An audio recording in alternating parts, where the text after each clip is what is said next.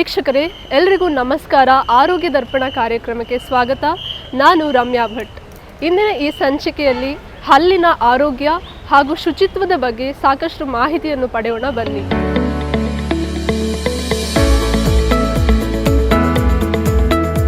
ವೀಕ್ಷಕರೇ, ಇಂದು ನಮ್ಮೊಂದಿಗಿದ್ದಾರೆ ಯನಪೋಯ ವಿಶ್ವವಿದ್ಯಾನಿಲಯದ ಸ್ಥಾಪಕರಲ್ಲಿ ಒಬ್ಬರಾದ ಮತ್ತು ದಂತ ಕಾಲೇಜಿನ ಪ್ರಾಂಶುಪಾಲರಾದಂತಹ ಡಾಕ್ಟರ್ ಅಖ್ತರ್ ಹುಸೇನ್ ಇವರನ್ನ ಆರೋಗ್ಯ ದರ್ಪಣ ಕಾರ್ಯಕ್ರಮಕ್ಕೆ ಸ್ವಾಗತಿಸೋಣ. Welcome to the show doctor. Thank you. Doctor, ನಿಮ್ಮ ಈ ಸಂಸ್ಥೆ ಹೇಗೆ ಶುರುವಾಯಿತು ಅದರ ಬಗ್ಗೆ ಮಾಹಿತಿ ಕೊಡ್ಬೋದಾ? ಆ್ಯಕ್ಚುಲಿ ನಮ್ಮ ಎಲ್ಲ ಸ್ಟಾರ್ಟ್ ಆದದ್ದು ಡೆಂಟಲ್ ಕಾಲೇಜಿಂದ. ಅದು 31 ಇಯರ್ಸ್ ಆಯಿತು. 1991 ಸ್ಟಾರ್ಟ್ ಮಾಡಿ 30 ವರ್ಷ. ಈಗ ನಾವು we are celebrating 30th year of our celebrations of 30th year. It all started with ನಮ್ಮ ಡೆಂಟಲ್ ಕಾಲೇಜಲ್ಲಿ ಸ್ಟಾರ್ಟ್ ಆದದ್ದು. ಮತ್ತು ಡೆಂಟಲ್ ಕಾಲೇಜಿಂದ ನಾವು ಮೆಡಿಕಲ್ ಮತ್ತು ಇನ್ನಿತರ ಈಗ ಒಟ್ಟಿಗೆ 10 ಇನ್ಸ್ಟಿಟ್ಯೂಷನ್ಸ್ ಇದ್ದಾವೆ. ಆ್ಯಂಡ್ ವಿ ಹ್ಯಾವ್ ನಾವು 4 campuses. We have about 9,000 students with us currently in all specialties put together, and we are still producing more than 8,000 doctors already. All this started with the dental college. ಹಾಗೆ ನಿಮ್ಮ ಈ ಸಂಸ್ಥೆಯಲ್ಲಿ ದಂತ ಚಿಕಿತ್ಸೆಯ ಬಗ್ಗೆ ತಿಳಿಸಿಕೊಡಿ doctor. Actually dentistry came to India little late. ಅಷ್ಟು ನಮಗೆ ಇಂಪಾರ್ಟೆನ್ಸ್ ಕೊಡ್ತಿರಲಿಲ್ಲ ಡೆಂಟಲ್ ಹೆಲ್ತಿಗೆ. Because people can still live without teeth. So it was not given too much important. ಈಗ dentist become one of the very important professions in the world. In fact in America the second most preferred profession is dentistry. ಅಷ್ಟು important ಈಗ ಡೆಂಟಿಸ್ಟಿಗೆ. So ನಾವು start ಮಾಡುವಾಗ it was we had only about 30 colleges in the country. ಈಗ more than that we have in the state it self. ಇಷ್ಟು ದೊಡ್ಡ ಜನಸಂಖ್ಯೆಗೆ ಸಾಕಾಗೋದಿಲ್ಲ. So ಆ ಇಂಪಾರ್ಟೆಂಟ್ ಬಂದ ಕೂಡಲೇ ಎಲ್ಲ ಕಡೆಯಲ್ಲಿ ಡೆಂಟಲ್ ಕಾಲೇಜ್ ಸ್ಟಾರ್ಟ್ ಮಾಡಿದರು. That is a good thing that happened. So we are one of the first in Mangalore. Only 3 colleges in Mangalore we started. And ಅದರಲ್ಲಿ ಬೇರೆ ಬೇರೆ ಬ್ರಾಂಚಸ್ ಇದೆ. ಡೆಂಟಿಸ್ಟ್ ಅಂದರೆ ತುಂಬ ವಿಭಾಗಗಳಿದೆ. 9 ವಿಭಾಗಗಳಿವೆ. ಬಾಯಿ ಚಿಕ್ಕದಾಗಿದ್ದರು ಅದರ ಸ್ಪೆಷಾಲಿಟಿ 9 ಇದೆ. 5 ವರ್ಷ ಬೇಸಿಕ್ ಲೆಸನ್ಸ್, ಆಮೇಲೆ 3 years on each subject you study. It's a big science now. And dentistry is one where there is more of art work, hand work is involved. That's why it's very interesting to learn also for students. Doctor, ಹಾಗೆ ಇಲ್ಲಿಗೆ ದಂತ ಚಿಕಿತ್ಸೆ ಪಡೀಲಿಕ್ಕೆ ಎಲ್ಲೆಲ್ಲಿಂದ ರೋಗಿಗಳು ಬರ್ತಾರೆ? Local ಜನ ಬಿಟ್ಟರೆ ನಮಗೆ ಮೆಜಾರಿಟಿ ನಮ್ಮ ಪೇಷಂಟ್ಸ್ ಕೇರಳದಿಂದ ಬರ್ತಾಯಿದ್ದಾರೆ. ಅಲ್ಲಿ ಹತ್ತಿರದ ಊರುಗಳಿಂದ, ಇವನ್ ದಾವಣಗೆರೆ, ಹುಬ್ಬಳ್ಳಿ, ಅಷ್ಟು ದೂರದಿಂದ ಜನ ಬರ್ತಾಯಿದ್ದಾರೆ. ಡೈಲಿ ಇಲ್ಲಿಗೆ ಒಂದು 19 ಬಸ್ ಬರ್ತಾ ಉಂಟು ಅಲ್ಲಿಂದ, ದಾವಣಗೆರೆ ಮತ್ತು ನಾರ್ತ್ ಕರ್ನಾಟಕದಿಂದ. So we are now treating not only from Mangalore but all the neighbouring places. ಹಾಗಾದ್ರೆ ಕರ್ನಾಟಕದ ಬೇರೆ ಬೇರೆ ಜಾಗದಿಂದ ಬರ್ತಾ ಇದ್ದಾರೆ. ಡೈಲಿ ಒಂದು 10-15 ಬಸ್ ಡೈಲಿ ಬರ್ತದೆ ಇಲ್ಲಿಗೆ. ಡಾಕ್ಟರ್, ಈ ಬಾಯಿ ಒಂದು ಅಂಗಾಗಿದ್ರು ಕೂಡ ಅದರಲ್ಲಿ ಯಾಕೆ ಇಷ್ಟೊಂದು ವಿಭಾಗಗಳು ಸರ್? ಅದೇ ಡೆಂಟಿಸ್ಟ್ ಇದು beauty. There are 9 branches in dentistry. ಬೇರೆ ಬೇರೆ ಬೇರೆ ಇನ್ ಈಚ್ ಒನ್ಗೆ MDS ಬೇರೆ ಕಲೀಲಿಕ್ಕಿದೆ. ಬೇಸಿಕ್ 5 years ಆದರೂ, ಆಮೇಲೆ ಈಚ್ ನಿಮಗೆ ಕಲಿಬೇಕಾದ್ರೆ 3 ವರ್ಷ ಎಕ್ಸ್ಟ್ರಾ. ಅದರಲ್ಲಿ ಓರಲ್ ಸರ್ಜರಿ, ಆರ್ಥೋಡಾನ್ಷಿಯಾ ಅಂದರೆ ಇದು ಉಬ್ಬು ಹಲ್ಲು, ಇದಕ್ಕೆ ಟ್ರೀಟ್ಮೆಂಟ್ ಆರ್ಥೋಡಾನ್ಷಿಯಾ ಹೇಳ್ತೇವೆ. ಓರಲ್ ಡಯಾಗ್ನೋಸಿಸ್, ರೇಡಿಯಾಲಜಿ ಅಂದ್ಬಿಟ್ಟು ಅದು ಐಡೆಂಟಿಫೈ ಮಾಡೋದು, ಎಕ್ಸ್ರೇ ತೆಗೆದು ಸ್ಕ್ಯಾನ್ ಮಾಡೋದು, ಅದೊಂದು ಸಬ್ಜೆಕ್ಟ್ ಬೇರೆ. ಓರಲ್ ಪ್ಯಾಥಾಲಜಿ, ಬಾಯ್ದು ಡಿಸೀಸಸ್, ಅದೊಂದು ಸ್ಪೆಷಾಲಿಟಿ ಬೇರೆ. ಪೀಡಿಯೋಡಾಂಟಿಕ್ಸ್, ಮಕ್ಕಳದ್ದು ಟ್ರೀಟ್ಮೆಂಟ್ ಅದು ಬೇರೆ. ಪೆರಿಯೋ ಅಂದರೆ ಒಸಡು ಮತ್ತು ಗಮ್ಸ್ ಹೇಳ್ತೇವೆ, ಅದರ ಡಿಸೀಸ್, ಅದರ ಸ್ಪೆಷಾಲಿಟಿ ಬೇರೆ. ಎಲ್ಲ 3 ವರ್ಷ. ಹಾಗೆ 9 ಡಿವಿಷನ್ಸ್ಗಳಿವೆ. ನಮ್ಮಲ್ಲಿ ಒಂದು ಹೊಸ ನಾವು ಸ್ಟಾರ್ಟ್ ಮಾಡಿದ್ದೇವೆ, ಫೊರೆನ್ಸಿಕ್ ಆಡಂಟಾಲಜಿ ಅಂತ. ಈ ಡೆತ್ ಆದರೆ, ಮರ್ಡರ್ ಆದರೆ, ಮತ್ತು ಬೈಟ್ ಮಾರ್ಕ್ಸ್, ಹಲ್ಲು, ಅದು ಗ್ರೇವಿಂದ ತೆಗೆದ ಮೇಲೆ ಬಾಡಿ ಸ್ಕೆಲ್ಟನ್ನಿಂದ ಫೈಂಡ್ ಔಟ್ ಮಾಡಲಿಕ್ಕೆ ಡೆಂಟಲ್ ಎವಿಡೆನ್ಸ್ ಮೇಲೆ ಅದೊಂದು ಸ್ಪೆಷಾಲಿಟಿ ನಾವು ಈಗ ಹೊಸದಾಗಿ ಸ್ಟಾರ್ಟ್ ಮಾಡಿದ್ದೇವೆ. ಸೊ ಹೀಗೆ ಒಟ್ಟಿಗೆ 9 ಸ್ಪೆಷಾಲಿಟೀಸ್ ಇವೆ ಡೆಂಟಲಲ್ಲೇ ಬರೀ. ಓಕೆ ಡಾಕ್ಟರ್, ಹಾಗೆ ಈ ಹಲ್ಲಿನ ಸಮಸ್ಯೆಗಳನ್ನು ಹೇಗೆ ತಡೆಗಟ್ಟೋದು ಡಾಕ್ಟರ್? ಹಲ್ಲಿನಲ್ಲಿ ಮೇಯ್ನ್ ಇಂಪಾರ್ಟೆಂಟ್ ಅಂದರೆ prevention. Prevention is better then cure. ಇದು ಒಂದು ಪ್ರಾಬ್ಲಮ್ ಸ್ಟಾರ್ಟ್ ಆದರೆ ಮತ್ತು ಜಾಸ್ತಿ ಆಗುತ್ತಾ ಹೋಗುತ್ತೆ, ಅಲ್ಲದೆ ಕಡಿಮೆ ಆಗೋದಿಲ್ಲ, ಸರಿಯಾಗೋದಿಲ್ಲ. ಈಗ ಬೇರೆ ಯಾವುದಾದ್ರು ಟ್ರೀಟ್ಮೆಂಟ್ ಇದ್ದರೆ, ಪ್ರಾಬ್ಲಮ್ ಇದ್ದರೆ ಬಾಡಿ ಹೀಲಿಂಗ್ ಮಾಡ್ತದೆ. ತುಂಬ ಟೈಮಲ್ಲಿ ಡಾಕ್ಟರ್ ಇಲ್ಲದಿದ್ದರೂ ಕೂಡ ಚಿಕ್ಕ ವಿಷಯ ಕರೆಕ್ಟ್ ಆಗ್ತಾ ಹೋಗ್ತದೆ. ಬಾಡಿ ರಿಪೇರಿ ಪ್ರೊಸೀಜರ್ ಇರುತ್ತೆ. ಡೆಂಟಲಲ್ಲಿ ಅದಿಲ್ಲ, ರಿಪೇರಿ ಪ್ರೊಸೀಜರ್ ಇಲ್ಲ. ಒಮ್ಮೆ ಒಂದು ಡಿಕೆ ಸ್ಟಾರ್ಟ್ ಆದರೆ ಅದು ಜಾಸ್ತಿ ಆಗುತ್ತಲೇ ಹೋಗುತ್ತದೆ. ಅದಕ್ಕೆ ನಾವು ಹೇಳೋದು prevention is much better in dentistry. Doctor, ಈ ಡೆಂಟಿಸ್ಟ್ರಿ ಅನ್ನೋದು ತುಂಬ ಎಕ್ಸ್ಪೆನ್ಸಿವ್ ಅಂತ ಹೇಳ್ತಾರೆ, ದುಬಾರಿ ಅಂತ. ಯಾಕೆ ಡಾಕ್ಟರ್? ಅದೇ dentistry throughout the world is very expensive. Even insurance company ಕೂಡ ಕೊಡೋದಿಲ್ಲ ಮೆನಿ ಕಂಟ್ರೀಸಲ್ಲಿ. ಇವನ್ ಡೆವಲಪ್ ಕಂಟ್ರೀಸಲ್ಲಿ ಕೊಡ್ತಾ ಇಲ್ಲ. ಆ್ಯಕ್ಚುಲಿ ನನ್ನ ಮಾತುಂಟು, dentist is not expensive, neglect is expensive. ನೀವು ಟೈಮಲ್ಲಿ ಟ್ರೀಟ್ಮೆಂಟ್ ಮಾಡಿದರೆ ಎಕ್ಸ್ಪೆನ್ಸ್ ಏನು ಜಾಸ್ತಿ ಆಗೋದಿಲ್ಲ. ಅದಕ್ಕೋಸ್ಕರ ಇದು only treatment where we tell you have to see the doctor every 6 months. Any develop ಕಂಟ್ರಿಯಲ್ಲಿ ಎಲ್ಲ ಕಡೆಯಲ್ಲಿ 6 ತಿಂಗಳಿಗೊಮ್ಮೆ ಎವ್ರಿ ಮಗು ಡೆಂಟಿಸ್ಟ್ ಹತ್ರ ಹೋಗಲೇಬೇಕು, ಪ್ರಾಬ್ಲಮ್ ಇದ್ದರೂ ಇಲ್ಲದಿದ್ದರು. ಯಾಕೆಂದರೆ ಪ್ರಾಬ್ಲಮ್ ಅವ್ರಿಗೆ ಕಾಣೋದಿಲ್ಲ, ಗೊತ್ತಾಗೋಲ್ಲ, ಡಾಕ್ಟರ್ಸ್ಗೆ ಗೊತ್ತಾಗ್ತದೆ. ಆಗ ಅಲ್ಲೇ ಅದನ್ನು ಫಿನಿಶ್ ಮಾಡಿದರೆ ಫ್ಯೂಚರಲ್ಲಿ ಅವರಿಗೆ ಭಾಳ ಈಸಿ ಆಗುತ್ತದೆ. ಅದಕ್ಕೋಸ್ಕರ ಹೇಳೋದು ನಾವು ಎವ್ರಿ 6 ಮಂತ್ಸ್ಗೆ ಚೆಕಪ್ ಮಾಡಿದರೆ ಡೆಂಟಿಸ್ಟ್ ಈಸ್ ನಾಟ್ ಎಕ್ಸ್ಪೆನ್ಸಿವ್. ಹಾಗಾದರೆ ಈ ಹಲ್ಲಿನ ಸಮಸ್ಯೆಗಳಿಗೆ ನಮ್ಮ ನಿರ್ಲಕ್ಷ್ಯವೇ ಕಾರಣ ಅಂತ ಎಕ್ಸಾಕ್ಟ್ಲಿ ನಿರ್ಲಕ್ಷ್ಯ ಕಾರಣ. ಡಾಕ್ಟರ್, ನೀವು ವಕ್ರದಂತ ತಜ್ಞರಾಗಿ ಜನರಿಗೆ ಏನನ್ನ ಹೇಳಲಿಕ್ಕೆ ಬಯಸ್ತೀರಾ? ನಮ್ಮ ಸ್ಪೆಷಾಲಿಟಿಯಲ್ಲಿ ಹಲ್ಲು ಡಿಫೆಕ್ಟ್ಸ್ ಅಂದರೆ ಎದುರ ಉಬ್ಬು ಹಲ್ಲು ಹೇಳ್ತೇವೆ, ವಕ್ರ ಹಲ್ಲು ಹೇಳ್ತೇವೆ. ಇದು ಮಾತ್ರ ಅಲ್ಲದೆ ಈ ದವಡೆಗಳಲ್ಲಿ ಡಿಫೆಕ್ಟ್ ಇದ್ದರೆ ನಾವು ಟ್ರೀಟ್ಮೆಂಟ್ ಮಾಡ್ತೇವೆ ಈ ಚಿಕ್ಕ ವಯಸ್ಸಲ್ಲೇ. ಸೊ ಮಕ್ಕಳನ್ನು ನಾವು ಆ್ಯಕ್ಚುಲಿ 6 ಇಯರ್ಸ್ನಿಂದಲೇ ನೋಡ್ತಾ ಬರಬೇಕು. ಕೆಲವರು ಹೇಳ್ತಾರೆ ಈಗ ವಕ್ರದಂತಕ್ಕೆ 11 ವರ್ಷಕ್ಕೆ ಟ್ರೀಟ್ಮೆಂಟ್ ಮಾಡಿ ಸಾಕು. 11 ವರ್ಷಕ್ಕೆ ನಮ್ಮ ಕೆನೈನ್ಸ್ ಬರ್ತದೆ, ಆ ಟೈಮಲ್ಲಿ ಕರೆಕ್ಟ್ ಫಿಕ್ಸಲ್ಲಿ ಟ್ರೀಟ್ಮೆಂಟ್ ಮಾಡಲಿಕ್ಕೆ. ಆದರೂ ಮಕ್ಕಳು ನಾವು 6 ಇಯರ್ಲೇ ನೋಡಬೇಕು. ಯಾಕೆಂದರೆ ಈ ದವಡೆಯಲ್ಲಿ ಡಿಫೆಕ್ಟ್ ಇದ್ದರೆ ನಿಮಗೆ ತಾಯರಿಗೆ ಗೊತ್ತಾಗೋದಿಲ್ಲ, ಚಿಕ್ಕ ಮಗುವೆ ನಮಗೆ ಅನಲೈಸ್ ಮಾಡಲಿಕ್ಕೆ ಆಗ್ತದೆ. ಆ ಟೈಮಲ್ಲೇ ನಮಗೆ ಸರಿ ಮಾಡಲಿಕ್ಕಾಗುತ್ತೆ. ಹಲ್ಲು ಮಾತ್ರ ಅಲ್ಲ, ಇಡೀ ದವಡೆಯನ್ನು ನಮಗೆ ಸರಿ ಮಾಡಲಿಕ್ಕಾಗ್ತದೆ. ಅದು ಈಗ ಮಾಡದಿದ್ದರೆ ಮತ್ತೆ ದೊಡ್ಡದಾದ ಮೇಲೆ ಆಪರೇಷನ್ ಮಾಡಿ ಸರ್ಜರಿ ಮಾಡಿ ಕರೆಕ್ಟ್ ಮಾಡಬೇಕಾಗ್ತದೆ. ಸೊ ಸ್ಟಾರ್ಟಲ್ಲಿ ನೋಡಬೇಕು ಒಂದು. ಸೆಕೆಂಡ್, ಈ ಹಲ್ಲು ತುಂಬ ಹೊರಗಿದ್ದರೆ ಕಾಣಲಿಕ್ಕೆ ಮಾತ್ರ ಅಸಹ್ಯ ಅಲ್ಲದೆ ಅದು ತಿನ್ನಲಿಕ್ಕೆ ಸಹ ಸರಿಯಾಗೋದಿಲ್ಲ. ಅದರಲ್ಲಿ ಬೇರೆ problems one after other start ಆಗ್ತಾ ಹೋಗ್ತದೆ ಅವರಿಗೆ. ಅದಕ್ಕೋಸ್ಕರ ಮತ್ತೊಂದು ಇನ್ನೊಂದು ಇಂಪಾರ್ಟೆಂಟ್ ವಿಷಯ ಅಂದರೆ ಮಕ್ಕಳ ಕಾನ್ಫಿಡೆನ್ಸ್ ಕಡಿಮೆ ಆಗ್ತದೆ. ಮುಖ ಚೆಂದ ಎಲ್ಲ ಇದ್ದರೆ ಮಕ್ಕಳು ಶಾಲೆ ತಮಾಷೆ ಮಾಡ್ತಾರೆ ಹುಡುಗರು. ಅವ್ರು ತುಂಬ ಜನ ಸ್ಟೂಡೆಂಟ್ಸ್ ತುಂಬ ಒಂದು ಕರೆಗೆ ಡಿಪ್ರೆಷನ್ ಕೂಡ ಆಗೋ ಚಾನ್ಸಸ್ ಉಂಟು. ಸೊ ಅದಕ್ಕೆ ನಾವು ಟ್ರೀಟ್ ಮಾಡುವಾಗ not only we treat the teeth, we also treat their personality right in the right ಟೈಮಲ್ಲಿ. ಸೊ ಕಾನ್ಫಿಡೆನ್ಸ್ ಡೆವಲಪ್ಮೆಂಟಿಗೆ ಸಹ ಬೇಕು, ತುಂಬ ಇಂಪಾರ್ಟೆಂಟ್. ಓಕೆ ಡಾಕ್ಟರ್, ಈ ಡೆಂಟಿಸ್ಟ್ರಿಯಲ್ಲಿ ಲೇಟೆಸ್ಟ್ ಆಗಿ ಏನೇನು ಬೆಳವಣಿಗೆ ಆಗ್ತಾ ಇದೆ? ಆ್ಯಕ್ಚುಲಿ ಎಲ್ಲ ಬ್ರಾಂಚಲ್ಲೂ ಡೆವಲಪ್ಮೆಂಟ್ ಇದೆ ಇನ್ ಎವ್ರಿ ಬ್ರಾಂಚ್ ಡೆಂಟಿಸ್ಟ್ರಿ. ವಿಶೇಷ ಅಂದರೆ ಈ ಡೆಂಟಲ್ ಇಂಪ್ಲಾಂಟ್ ಅಂತ ಹೇಳ್ತೇವೆ. ಈ ಹಲ್ಲು ಇಲ್ಲದಿದ್ದರೆ ಮೊದಲು ನಾವು ಪ್ಲಾಸ್ಟಿಕ್ ಹಲ್ಲು ಇಡ್ತಿದ್ದೆವು ತೆಗೆಯುವಂಥದ್ದು, ಇಲ್ಲದ್ರೆ ಬ್ರಿಡ್ಜ್ ಮಾಡ್ತಿದ್ದೆವು, ಆಚೆ ಈಚೆ ಹಲ್ಲು ಕಟ್ ಮಾಡಿ ಸಪೋರ್ಟ್ ತೆಗಿತಿದ್ದೆವು. ಈಗ ಲೇಟೆಸ್ಟ್ ಅಂದರೆ ಡೈರೆಕ್ಟ್ ಬೋನಿಗೆ ಎಲ್ಲಿ ರೂಟ್ ತೆಗಿತೀರ ಅಲ್ಲಿ ಇಂಪ್ಲಾಂಟ್ ಹಾಕಿ ಅದರ ಮೇಲೆ ಹಲ್ಲು ಫಿಕ್ಸ್ ಮಾಡ್ತೇವೆ. ಅದು ಲೇಟೆಸ್ಟ್ ಈಗ. ಈವನ್ ಫುಲ್ ಡೆಂಚರ್ ಕೂಡ ಬಾಯಲ್ಲಿ ಏನು ಹಲ್ಲು ಇಲ್ಲದ್ರೂ ಕೂಡ ಫಿಕ್ಸ್ ಮಾಡಲಿಕ್ಕೆ ಈಗ ಆಗುತ್ತೆ. ಮೊದಲು ಆಗ್ತಿರಲಿಲ್ಲ, ಇಷ್ಟರವರೆಗೆ ಅದಾಗ್ತಿರಲಿಲ್ಲ. ಹೌದು, almost as good as natural. ಹಾಗೆ ರೂಟ್ ಕ್ಯಾನಲ್ ಅಂದರೆ ರೂಟ್ ಕ್ಯಾನಲ್ ಅಂದರೆ ಎನಿ ಡಿಕೆ, ಹಲ್ಲಿಗೆ ಡಿಕೆ ಸ್ಟಾರ್ಟ್ ಆದರೆ ಅದು ಫಿಲ್ ಮಾಡಲಿಕ್ಕೆ ಆಗುತ್ತೆ. ನರಕ್ಕೆ ತಾಗೋ ತನಕ, ಒಮ್ಮೆ ನರಕ್ಕೆ ತಾಗಿದ ನಂತರ ಮತ್ತೆ ಅದು ಅಂತ ಫಿಲ್ ಮಾಡಲಿಕ್ಕೆ ಆಗೋದಿಲ್ಲ, ಸ್ವೆಲ್ಲಿಂಗ್ ಎಲ್ಲ ಪೇನ್ ಬರುತ್ತೆ. ಅಂಥ ಕೇಸಲ್ಲಿ ಹಲ್ಲು ತೆಗೆಯೋದಿಲ್ಲ ನಾವು, ಅದಕ್ಕೆ ರೂಟ್ ಕ್ಯಾನಲ್ ಮಾಡಿ ಸರಿ ಮಾಡ್ತೇವೆ. ಅದರಲ್ಲಿ ಬೇರ್ನ ಒಳಗೇನ ಸಪೂರ್ ಕೆನಲ್ ಇರುತ್ತೆ, ಅದೆಲ್ಲ ಕ್ಲೀನ್ ಮಾಡಿ ಅಲ್ಲಿಂದಲೇ ಫಿಲ್ ಮಾಡಿ ರೂಟಿನ ಎಂಡ್ ತನಕ ಅಲ್ಲಿಂದ ಫಿಲ್ ಮಾಡಿ ಅದೇ ಮೇಲೆ ಕ್ಯಾಪ್ ಮಾಡ್ತೇವೆ. ಅದಕ್ಕೆ ಹೇಳಿ ರೂಟ್ ಕ್ಯಾನಲ್ ಅಂತ ಹೇಳ್ತೇವೆ. ಮೊದಲು ಇಲ್ಲೇ ತೆಗಿಬೇಕಾಗ್ತದೆ, ನೋವು ಬಂದ ಮೇಲೆ ಹಲ್ಲು ತೆಗಿಲೇಬೇಕಾಗ್ತದೆ, ಒಂದು ರೂಟ್ ಕ್ಯಾನಲ್ ಮಾಡಬೇಕಾಗುತ್ತೆ. Doctor, oral medicine and radiology ಈ ಡಿಪಾರ್ಟ್ಮೆಂಟ್ ಬಗ್ಗೆ ಹೇಳ್ಬೋದಾ? ಆ್ಯಕ್ಚುಲಿ ಪೇಷಂಟ್ ಫಸ್ಟೇ ಬರುವಾಗ ಅವ್ರು ಇಲ್ಲಿ ಬರ್ತಾರೆ, ಓರಲ್ ಮೆಡಿಸಿನ್ ರೇಡಿಯಾಲಜಿ. ಇಲ್ಲಿ ಮೇಯ್ನ್ಲಿ ಡಯಾಗ್ನೋಸಿಸ್ ಮಾಡ್ತೇವೆ ನಾವು. ಡಯಾಗ್ನೋಸಿಸ್ ಅಂದರೆ ಪೇಷಂಟ್ ಪ್ರಾಬ್ಲಮ್ ಎಂಥದ್ದು ಅಂದರು ಒಂದು ಕ್ಲಿನಿಕಲಾಗಿ ನೋಡ್ತೇವೆ ಏನು ಪ್ರಾಬ್ಲಮ್ ಇದೆ, ಅವರ ಹಿಸ್ಟ್ರಿ ತಗೊಳ್ತೇವೆ ಡಿಟೇಲಾಗಿ, ಏನಾಗಿದೆ, ಯಾವಾಗ ಸ್ಟಾರ್ಟ್ ಆಗಿದೆ, ಅದು ಇಂಪಾರ್ಟೆಂಟ್ ಫಸ್ಟಿಗೆ. ಆಮೇಲೆ ನಮ್ಮಲ್ಲಿ ಈ ಎಕ್ಸ್ರೇ ಡಿಪಾರ್ಟ್ಮೆಂಟ್ ಇದೆ. ಇಲ್ಲಿ ನಮ್ಮ ಲೇಟೆಸ್ಟ್ ಟೆಕ್ನಿಕ್ ಅಂದರೆ ಒಂದೇ ಎಕ್ಸ್ರೇಲಿ ಕಂಪ್ಲೀಟ್ ಇಡೀ ನಮ್ಮ ಜಾಯಿಂಟಿಂದ ಹಿಡಿದು ದವಡೆ ಮತ್ತು ಹಲ್ಲು ಎಲ್ಲ ಒಂದೇ ಎಕ್ಸ್ರೇಲಿ ಬರ್ತದೆ. ಪ್ಯಾನೋರಿಕ್ ರೇಡಿಯೋಗ್ರಫಿ ಹೇಳ್ತೇವೆ, ಅದು ನಮ್ಮಲ್ಲಿದೆ. ಮತ್ತು ಕೆಲವು ಕೇಸಲ್ಲಿ ಈಗ ಇಂಪ್ಲಾಂಟೆಲ್ಲ ಹಾಕಬೇಕಾದ್ರೆ ಬೋನ್ ಥಿಕ್ನೆಸ್ ಡೆನ್ಸಿಟಿ 3D ಬೇಕಾಗ್ತದೆ. 3D ಬೋನ್ ಸ್ಟಡಿ ಮಾಡಬೇಕಾಗ್ತದೆ. We have a facility for that. It's called CBCT, one of the advanced that we have. ಅದರಲ್ಲಿ ಇಡೀ ಬೋನನ್ನು ನಾವು 3D ಅಲ್ಲಿ ಕಲೀಲಿಕ್ಕೆ ಆಗ್ತದೆ. So that's the speciality about this department. So primarily understanding the problem, exactly what is the problem ಅಂತ. Then depending on various problem we send it to various departments. Doctor, implant dentistry ಅಂದರೆ ಏನು? ಇದೊಂದು latest, ಈಗ dental technically latest. ನಾನು ಹೇಳಿದಂಗೆ ಇದು latest. ಇದರಲ್ಲಿ ಮೊದಲು ಹಲ್ಲು ಹೋದರೆ ನಾವು ಆ ಹಲ್ಲು ಒಂದು ಪ್ಲಾಸ್ಟಿಕ್ ಇದು ಇಡ್ತಿದ್ದೇವೆ ತೆಗೆಯುವಂಥ ಇಡುವಂಥದ್ದು. ಇಲ್ಲದಿದ್ದರೆ ಆಚೆನ ಈಚೆನ ಹಲ್ಲು ಕಟ್ ಮಾಡಿ ಅದೇ ಮೇಲೆ ಸಪೋರ್ಟ್ ತೆಗೆದು ಬ್ರಿಡ್ಜ್ ಅಂತ ಮಾಡ್ತಿದ್ದೆವು. ಈಗ ಲೇಟೆಸ್ಟ್ ಟೆಕ್ನಿಕ್ ಏನಂದರೆ ಯಾವ ಹಲ್ಲು ಹೋಗಿದೆ ಅಲ್ಲಿಗೆ ಇಂಪ್ಲಾಂಟ್ ಆಗ್ತವೆ. ಅದು ಸ್ವಲ್ಪ ಎಕ್ಸ್ಪೆನ್ಸಿವ್, ಅದು ಟೈಟಾನಿಯಮಿಂದ ಮಾಡೋದು. ಅದು ಬೋನ್ನ ಒಳಗೆ ಹಾಕಿ ಅದು ಬೋನ್ ಆಗುತ್ತೆ, ಅದು ಒಂದಾಗುತ್ತೆ, ಅದರ ಮೇಲೆಗೆ ನಾವು ಹಲ್ಲು ಫಿಕ್ಸ್ ಮಾಡ್ತೇವೆ. ಇದು ಲೇಟೆಸ್ಟ್.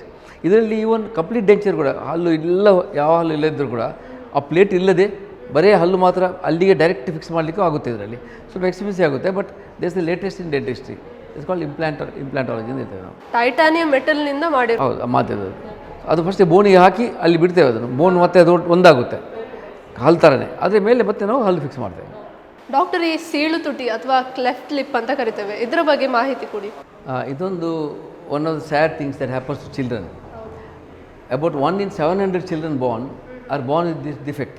ಅದು ತುಂಬ ಸಿವಿಯರಿಟಿ ಬರುತ್ತೆ. ಒಮ್ಮೆ ಒಂದು ಸೈಡ್ ಮಾತ್ರ, ಒಂದು 2 ಸೈಡಲ್ಲಿ ಮಕ್ಕಳಿಗಂತೂ ಭಾಳ ಕಷ್ಟ ಇದು. ಮೊದಲು ಟ್ರೀಟ್ಮೆಂಟ್ ಸರಿಯಾಗಿ ಆಗ್ತಿರಲಿಲ್ಲ. ಇದು ಒಂದು ಟೀಮ್ ವರ್ಕ್, ಒಂದು ಡಾಕ್ಟ್ರಿಗೆ ಮಾಡೋ ಕೆಲಸ ಅಲ್ಲ. ನಮ್ಮಲ್ಲಿ ಒಂದು ಸೊಸೈಟಿ ಇದೇ ಮಾಡಿದ್ದೇವೆ, ಒಂದು ಸೆಂಟರ್ ಮಾಡಿದ್ದೇವೆ, ಸೆಂಟರ್ ಫಾರ್ ಕ್ರಿನಿಫೇಷಿಯಲ್ ಅನಾಮಲೀಸ್ ಅಂತ. ಇಲ್ಲಿ ಎಲ್ಲ ಫೇಶಿಯಲ್ ಡಿಫೆಕ್ಟ್ಸ್, ಬರ್ತ್ ಡಿಫೆಕ್ಟ್ಸನ್ನು ನಾವಿಲ್ಲಿ ಸರಿ ಮಾಡ್ತೇವೆ. ಮಗು ಹುಟ್ಟಿದಿಂದಲೇ ಸ್ಟಾರ್ಟ್ ಮಾಡ್ತೇವೆ ಟ್ರೀಟ್ಮೆಂಟ್. ಅವರಿಗೆ 1 ವಾರದೊಳಗೆ ಸ್ಟಾರ್ಟ್ ಮಾಡ್ತೇವೆ. ಬೇರೆ ಬೇರೆ ಬೇರೆ ಟೈಪ್ಸ್ ಟೆಕ್ನಿಕ್ಸ್ ಇದೆ. ಅದು ಮಗು ದೊಡ್ಡದಾಗೋ ತನಕ ನಾವು ನೋಡ್ತಾ ಇರಬೇಕಾಗ್ತದೆ. ಹೆಚ್ಚಿನ ಅಂಶ ಈಗ ತುಂಬ ಕರೆಕ್ಟಾಗಿ ಮಾಡಲಿಕ್ಕೆ ಆಗುತ್ತೆ, ಗೊತ್ತೇ ಆಗೋದಾಗೆ ಆದಷ್ಟು ಡಿಫೆಕ್ಟ್ಸ್ ಸರಿ ಮಾಡಲಿಕ್ಕೆ ಆಗ್ತದೆ. ಇದಕ್ಕೆ ಒಂದು ಟೀಮ್ ವರ್ಕ್. ಇದರಲ್ಲಿ ನಾವು orthodontist, oral surgeon, speech pathologist, paediatrician, physician ಎಲ್ಲ ಒಟ್ಟಿಗೆ ಕೊಡಿ. ನಮ್ಮದು ಸೆಟ್ಟೇ ಉಂಟು, ಡಾಕ್ಟರ್ಸ್ ಇದ್ದಾರೆ ಎಲ್ಲರದ್ದು.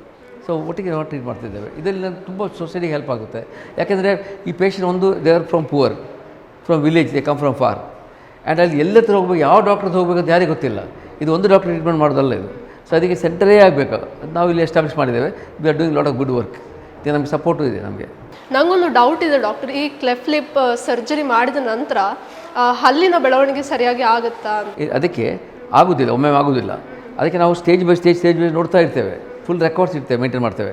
ಮಗು ಹುಟ್ಟಿನೇ ಹಿಡಿದು ಆಗಲೇ ತುಟಿ ಓಪನ್ ಇರುತ್ತೆ, ಟೇಪ್ ಹಾಕಿ ಕ್ಲೋಸ್ ಮಾಡ್ತೇವೆ. ಹಾಗೆ ಆಮೇಲೆ ಫಸ್ಟ್ ಸರ್ಜರಿ ಮಾಡ್ತೇವೆ, ಆಮೇಲೆ ಲಿಪ್ ಸರ್ಜರಿ ಮಾಡ್ತೇವೆ, ಆಮೇಲೆ ಪ್ಯಾಲೆಟ್ ಮಾಡ್ತೇವೆ. ಅದು ಬೇರೆ ಬೇರೆ ಟೈಮಲ್ಲಿ ಬೇರೆ ಬೇರೆ ಪ್ರೋಟೋಕಾಲ್ ಇದೆ. ಆ ಪ್ರೋಟೋಕಾಲ್ ಥರ ಮಾಡ್ತಾ ಹೋಗ್ತೇವೆ. ಮತ್ತು ಅಡಲ್ಟ್ 11 ಆದ ನಂತರ ಪುನಃ ವೈರಸ್ ಹಾಕ್ತೇವೆ, ಮತ್ತು ಅಲ್ಲಿ ಕರೆಕ್ಟ್ ಮಾಡ್ತೇವೆ. ಒಮ್ಮೊಮ್ಮೆ ಬೋನ್ ಗ್ರಾಫ್ಟ್ ಮಾಡ್ತೇವೆ. ಅಲ್ಲಿ ಗ್ಯಾಪ್ ಎಲ್ಲಿ ಡಿಫೆಕ್ಟ್ ಇದೆ ಅಲ್ಲಿ ಬೋನ್ ಗ್ರಾಫ್ಟ್ ಮಾಡ್ತೇವೆ. ಎಲ್ಲ ಆದಮೇಲೆ ಲಾಸ್ಟಿಗೆ ವೈರ್ ಹಾಕಿದ ನಂತರ ಇವ್ರ ಮುಖ ಡಿಫೆಕ್ಟ್ಸ್ ಇರುತ್ತೆ, ಒಮ್ಮೊಮ್ಮೆ ದವಡೆ ಎದುರು ಹಿಂದೆ ಇರುತ್ತೆ, ಅದು ಕೂಡ ಸರ್ಜರಿ ಮಾಡಿ ಒಂದು 18 ವರ್ಷ ಆಗುವಾಗ ಕಂಪ್ಲೀಟ್ ಟ್ರೀಟ್ಮೆಂಟ್ ಮುಗೀತದೆ. Okay doctor.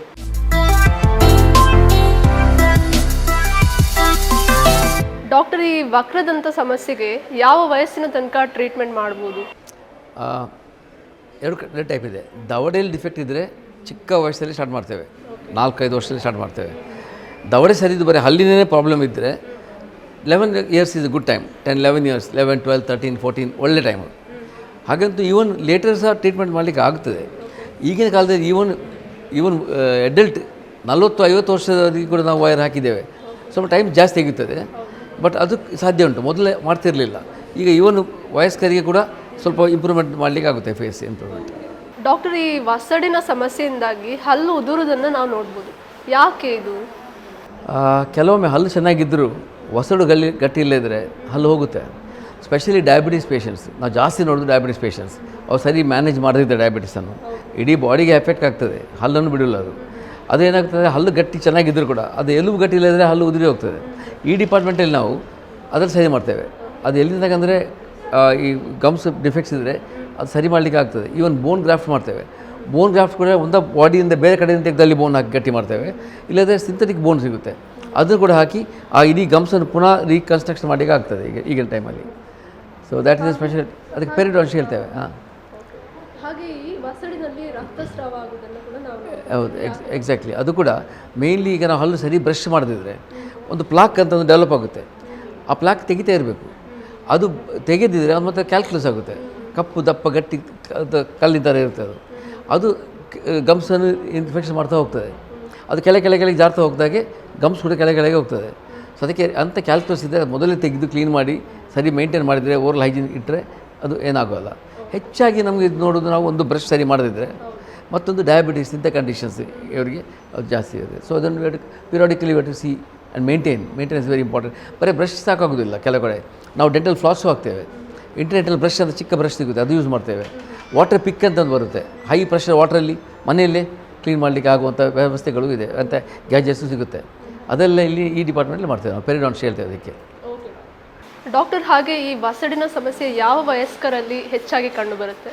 ಇದು ಮಕ್ಕಳಿಗೆ ಭಾಳ ಕಡಿಮೆ, unless they some disease or they got ಕ್ರಿಕೆಟಿ, ತುಂಬ ಹಲ್ಲು ವಕ್ರ ಇದ್ದರೆ ಇಲ್ಲದ್ರೆ ಮಕ್ಕಳಿಗೆ ಇದು ಬರೋದು ಭಾಳ ಕಡಿಮೆ.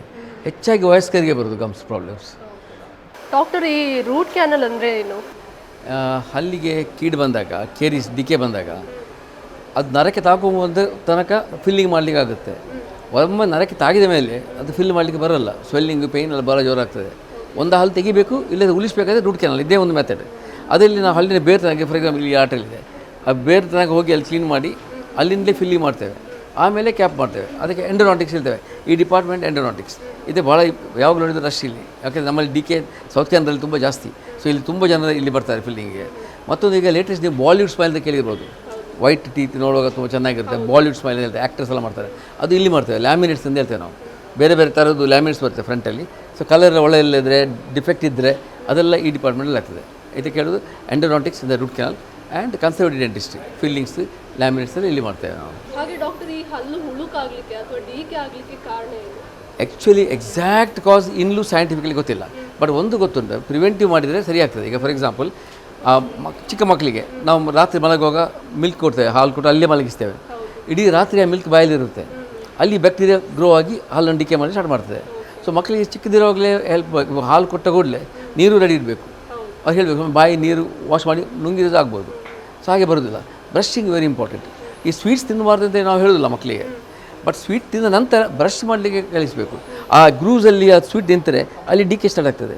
ಒಮ್ಮೊಮ್ಮೆ ಚಿಕ್ಕದ ಹೊರಗೆ ಒಳಗೆ ಸುರಂಗ ಥರ ದೊಡ್ಡದಾಗ್ತದೆ ಅದು. ಅದಕ್ಕೆ ಹೇಳೋದು ನಾವು 6 months ಒಮ್ಮೆ ಮಕ್ಕಳು ನೋಡ್ತಾ ಇರಬೇಕಂತ. ಡಾಕ್ಟರ್, ಈ ಹಲ್ಲು ಹುಳುಕಾಗದೇ ಇರುವ ರೀತಿಯಲ್ಲಿ ಏನಾದರೂ ಚಿಕಿತ್ಸೆ ಇದೆಯಾ? ಅದೇ ಒಂದೀಗ ನಾನು ಹೇಳಿದಂಗೆ ಬ್ರಷ್ ಸರಿ ಮಾಡ್ತಾ ಇರಬೇಕು. ಒಮ್ಮೊಮ್ಮೆ ಎಷ್ಟು ಬ್ರಷ್ ಮಾಡಿದರೂ ಡಿಕೆ ಬರುತ್ತೆ. ಅದು ಡೀಪ್ ಫಿಶರ್ಸ್ ಅಂತ ಹೇಳ್ತೇವೆ. ಅದು ಚಿಕ್ಕ ಮಕ್ಕಳಿಗೆ ಜಾಸ್ತಿ ಇರುತ್ತೆ, ಡೀಪ್ ಇರುತ್ತೆ. ಆ ಫಿಶರ್ನೊಳಗಿಂದ ಡಿಕೆ ಬರ್ತದೆ. ಅದಕ್ಕೆ ಸೀಲೆಂಟ್ ಅಂತ ಬರ್ತದೆ, ಪಿಟ್ ಆ್ಯಂಡ್ ಫಿಶರ್ ಸೀಲೆಂಟ್ ಅಂತ. ಅದು ಪ್ರಿವೆಂಟಿವ್ ಮೆಷರ್.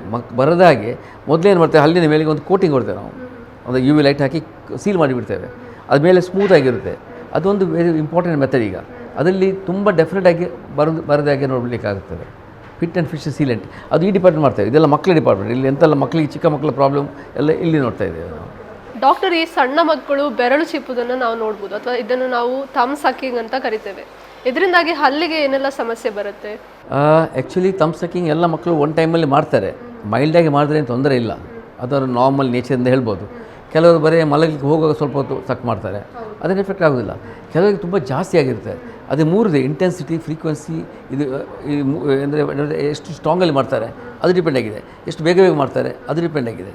ಇದರ ಮೇಲೆ ಡಿಪೆಂಡ್ ಆಗಿತ್ತು. ಈಗ ಕೆಲವೊಮ್ಮೆ ಇಮ್ಮಿಡಿಯೇಟ್ ಗೊತ್ತಾಗುತ್ತೆ ನಮಗೆ, ಎದುರಿನ ಹಲ್ಲು ಹೊರಗೆ ಬರ್ತದೆ, ಮತ್ತು ಮೇಲಿನ ಹಲ್ಲು ಕೆಳಗಿನ ಒಟ್ಟಿಗೆ ಸಿಗೋದಿಲ್ಲ. ಅದರಲ್ಲಿ ಸ್ಪೀಚ್ ಪ್ರಾಬ್ಲಮ್ ಬರುತ್ತೆ, ಅವ್ರಿಗೆ ಮಾತಾಡಲಿಕ್ಕೆ ಸಹ ಕರೆಕ್ಟ್ ಆಗೋದಿಲ್ಲ, ಪ್ಲಸ್ ತಿನ್ನಲಿಕ್ಕೆ ಆಗೋದಿಲ್ಲ. ಹಿಂದಿನ ಹಲ್ಲು, ಮೇಲಿನ ಹಲ್ಲು ದವಡೆ ಚಿಕ್ಕದಾಗ್ತದೆ, ಕೆಳಗೆ ದೊಡ್ಡದಿರುತ್ತೆ. ಸೊ ಹಿಂದೆ ಕಚ್ಚಲಿಕ್ಕೆ ಸಹ ಸರಿ ಆಗೋದಿಲ್ಲ. ಇದು ಸೀರಿಯಸ್ ಪ್ರಾಬ್ಲಮ್ ಅದು. ಬಟ್ ನಾವು ಅದನ್ನು ಬೇರೆ ಬೇರೆ ಲೆವೆಲಲ್ಲಿ ಟ್ರೀಟ್ ಮಾಡ್ತೇವೆ. ಫಸ್ಟಿಗೆ ಮಕ್ಕಳಿಗೆ ಎಕ್ಸ್ಪ್ಲೇನ್ ಮಾಡಿ, ಕೋಕ್ಸ್ ಮಾಡಿ ಜಂಟ್ಲಿ ಸ್ಟಾಪ್ ಮಾಡ್ಬೋದು. ಅವ್ರು ರಿಮೈಂಡರ್ಸ್ ಹಾಕ್ಬೋದು, ಕೈಗೆ ಸ್ವಲ್ಪ ಕಹಿ ಹಾಕಿದರೆ ಬಾಯಿಗೆ ಹಾಕುವಾಗ ನೆನಪಾಗ್ತದೆ ಹಾಕಬಾರ್ದು ಅಂತ. ಒಮ್ಮೊಮ್ಮೆ ತುಂಬ ಸ್ಟ್ರಾಂಗ್ ಆಗಿರುತ್ತೆ, ಏನು ಮಾಡಲಿಕ್ಕೆ ಆಗೋಲ್ಲ.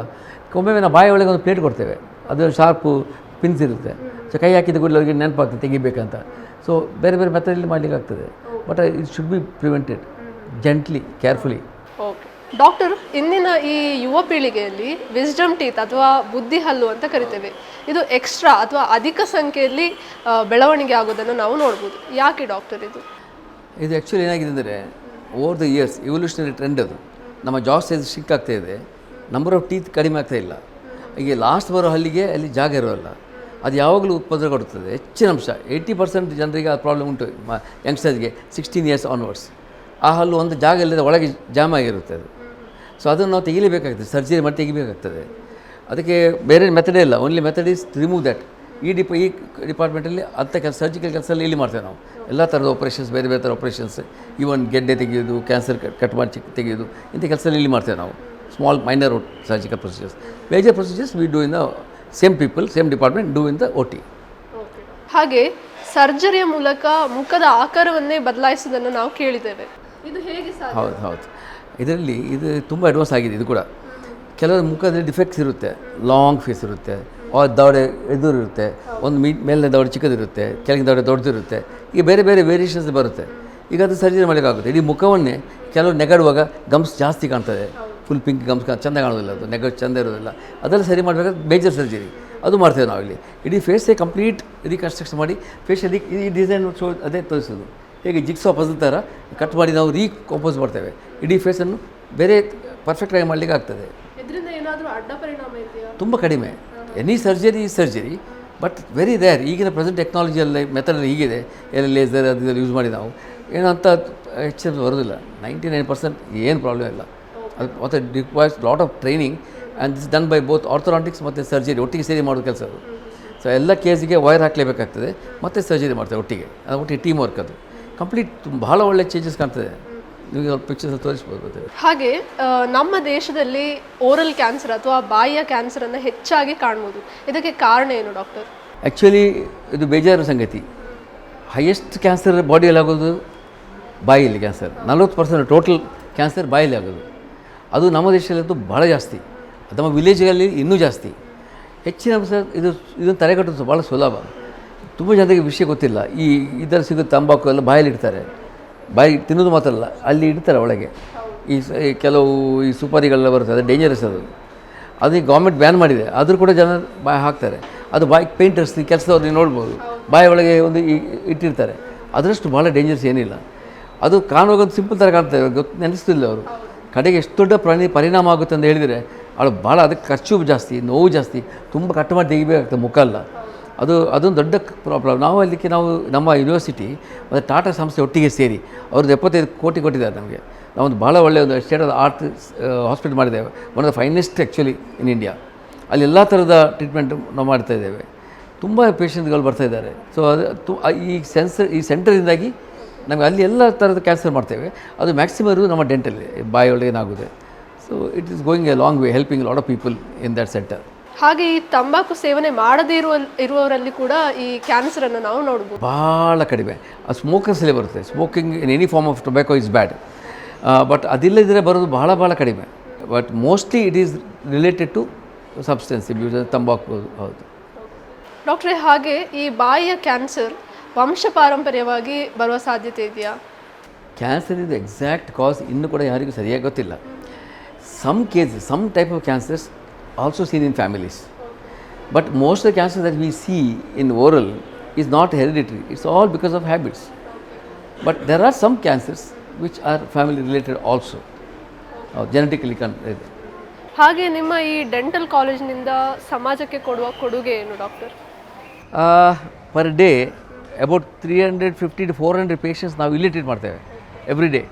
ಪ್ಲಸ್ ನಮ್ಮಲ್ಲಿ 4 ಸೆಂಟರ್ಸ್ ಇದೆ, ಈಗ 5 ಸೆಂಟರ್ಸ್ ಇದೆ ಹೊರಗೆ, ಪೆರಿಫರಲ್ ಸೆಂಟರ್ಸ್. ಅಲ್ಲಿ ಕೂಡ ನಮ್ಮ ಡಾಕ್ಟರ್ಸ್ ಹೋಗಿ ಅಲ್ಲಿ ಲೋಕಲ್ ಜನರಿಗೆ ಟ್ರೀಟ್ಮೆಂಟ್ ಕೊಡ್ತೇವೆ. ಅದಕ್ಕೆ ಹೆಚ್ಚಂದರೆ ನಮ್ಮಲ್ಲಿ ಕ್ಯಾಂಪ್ಸ್ ಭಾಳ ಜೋರಾಗಿ ನಡೀತಾ ಇದೆ. ಈಗ ಫಾರ್ ಎಕ್ಸಾಂಪಲ್ ಒಂದು ವರ್ಷಕ್ಕೆ ಒಂದು yearly we do more than 150 camps. ಬೇರೆ ಬೇರೆ ಊರಿಗೆ, ವಿಲೇಜ್ ಹೋಗಿ. ನಮ್ಮ ಹತ್ರ ಸ್ಪೆಷಲ್ ವ್ಯಾನು ಇದೆ, ಅದರೊಳಗೆ 2 ಡೆಂಟಲ್ ಚೇರ್ ಬೇಕಿದ್ದೆಲ್ಲ ಎಕ್ವಿಪ್ಮೆಂಟ್ ಅದರಲ್ಲಿದೆ. ಸೊ ನಾವು ವಿಲೇಜ್ಗಳಿಗೆ ಹೋಗಿ ಬೆಳಿಗ್ಗೆಯಿಂದ ರಾತ್ರಿ ತನಕ ಅಲ್ಲೇ ಮಾಡ್ತೇವೆ. ರೀಸೆಂಟ್ಲಿ ಶಿವಮೊಗ್ಗಕ್ಕೆ ತನಕ ಹೋಗಿದ್ದೆವು. ಅಲ್ಲಿ 2 ದಿವಸದಲ್ಲಿ ಸೆಟ್ ಮಾಡಿ ಕೊಡ್ತೇವೆ ಜನರಿಗೆ, ಅಬೌಟ್ 90 ಜನರಷ್ಟು ಪೇಷಂಟ್ಸ್ಗೆ ಆರ್ಟಿಫಿಷಿಯಲ್ ಸೆಟ್ ನಾವು 2 ದಿವಸದಲ್ಲಿ ಮಾಡಿ ಅಲ್ಲೇ ಡಿಸ್ಟ್ರಿಬ್ಯೂಟ್ ಮಾಡಿ ಬಂದಿದ್ದೇವೆ. So this how we help the people. Even ಈ ಪೆರಿಫರಲ್ ಸೆಂಟರ್ಸಲ್ಲಿ ಮೊದಲು ಬರೀ ಬೇಸಿಕ್ ಟ್ರೀಟ್ಮೆಂಟ್ ಮಾತ್ರ ಮಾಡ್ತಾಯಿದ್ದೆವು. ಈಗ ನಾವು ಇವನ್ ಅಡ್ವಾನ್ಸ್ ಟ್ರೀಟ್ಮೆಂಟ್ ಸಹ ಅಲ್ಲಿ ಸ್ಟಾರ್ಟ್ ಮಾಡಿದ್ದೇವೆ. ನಮ್ಮ ಡಾಕ್ಟರ್ಸಲ್ಲಿ ಹೋಗಿ ಟ್ರೀಟ್ ಮಾಡಿ ಬರ್ತಾರೆ. ಓಕೆ ಡಾಕ್ಟರ್, ಇಷ್ಟು ಹೊತ್ತು ನಮ್ಮೊಂದಿಗಿದ್ದು ದಂತ ಚಿಕಿತ್ಸೆಯ ಬಗ್ಗೆ ಸಾಕಷ್ಟು ಮಾಹಿತಿಯನ್ನು, ಸಲಹೆಗಳನ್ನು ನೀಡಿದ್ದೀರಿ. ನಿಮಗೆ ತುಂಬ ಹೃದಯದ ಧನ್ಯವಾದಗಳು. ವೀಕ್ಷಕರೇ, ಇಂದಿನ ಸಂಚಿಕೆಯಲ್ಲಿ ನಾವು ವಕ್ರಹಲ್ಲು ಮತ್ತು ಉಬ್ಬು ಹಲ್ಲಿನ ಬಗ್ಗೆ ಸಾಕಷ್ಟು ಮಾಹಿತಿಯನ್ನು ತಿಳ್ಕೊಂಡ್ವಿ. ಮುಂದಿನ ಸಂಚಿಕೆಯಲ್ಲಿ ಮತ್ತೊಂದು ವಿಷಯದೊಂದಿಗೆ ಸಿಗೋಣ. ನಮಸ್ಕಾರ.